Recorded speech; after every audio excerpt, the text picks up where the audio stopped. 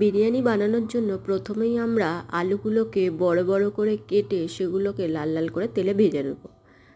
তারপর আমরা মিক্সিং জারে নিয়ে নেব অল্প আদা, রসুন আর একটু পেঁয়াজ কুচি, সেগুলোকে মিহি একটা পেস্ট করে নেব।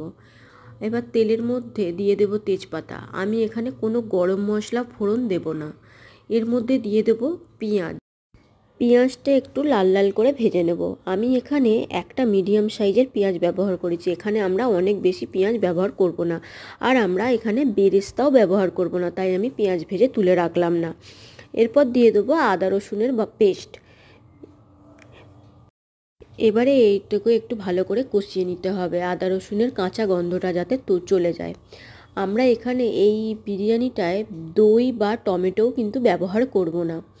আদা রসুনটা ভালো করে কষানো হয়ে গেলে যখন কাঁচা গন্ধটা চলে যাবে, তখন আমরা দিয়ে দেবো এতে লঙ্কা গুঁড়ো, হলুদ গুঁড়ো এবং কাশ্মীরি লঙ্কার গুঁড়ো। এখানে কিন্তু আমরা যেভাবে বিরিয়ানি রান্না হয় সেই পদ্ধতিতে বিরিয়ানি রান্না করছি না, আমরা অত্যন্ত সহজ একটা পদ্ধতিতে বিরিয়ানিটা রান্না করছি। এর মধ্যে আমি দিয়ে দিলাম পরিমাণ মতো নুন। এবার সমস্ত মশলাগুলোকে ভালো করে কষিয়ে নেব।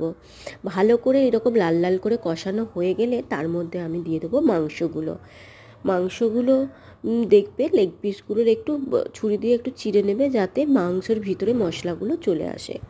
এবার মাংসটাকে এবার আমি খুব ভালো করে মশলার সাথে কষিয়ে নেব।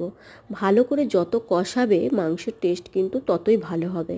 এইদিকে আমি ভাতটা সাইডে বসিয়ে নিলাম। ভাতের মধ্যে নিয়ে দেবো আমি পরিমাণ মতো নুন তোমরা একটু বেশিই দেবে, কেননা ফ্যানটা যখন ফেলে দেবে তখন নুনটা অনেকটা বেরিয়ে যায়।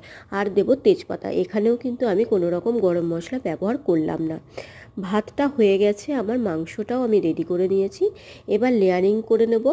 প্রথমে ভাত দিয়ে তার মধ্যে প্রথমেই আমরা লেগ পিসটা দিয়ে নেব, কারণ লেগ পিসটা অনেক সময় না সিদ্ধ হলে ঠিকঠাক ভিতরটা অনেক সময় কাঁচা থেকে যায়, তাই নিচে দিয়ে নিলে এটা একদম সুন্দর কুক হয়ে যাবে। তোমরা অনেকেই ভাবতে পারো যে আমি কোনো রকম গরম মশলা ব্যবহার করলাম না, তার জন্য হয়তো বিরিয়ানির গন্ধ ভালো আসবে না বা স্বাদেও কম হবে, কিন্তু বিশ্বাস করো তোমরা গরম মশলা ব্যবহার না করলেও বিরিয়ানি সুন্দর গন্ধও হবে আর টেস্টেও কোনো রকম তফাৎ হবে না। আমি এখানে গোলাপ জল, কেওড়া জল আর মিঠা আতর দুধের সাথে মিশিয়ে রেখেছিলাম, সেইটা দিয়ে দিয়েছি, আর দিয়ে দিয়েছি ওপর থেকে বিরিয়ানি মশলা আর ঘি। এবার দম দিলেই বিরিয়ানি একেবারে রেডি।